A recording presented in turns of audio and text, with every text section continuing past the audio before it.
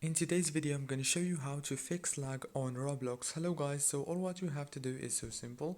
Just go to Roblox, and this is a server that I love. As you can see, all what you have to do now is so simple.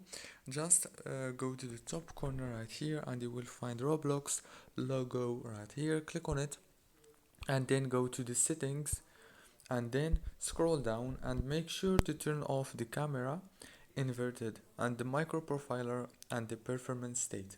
Turn off all those three and then go to the graphics mode and make it manual, and then make the graphics quality as lower as possible from here. And then all what you have to do is just go back, and I am sure that the problem is gonna be fixed. As you can see, that's it for today's video. I hope it was helpful for you. If it's not, please leave a comment and tell me what's the problem exactly. See you later and thank you so much.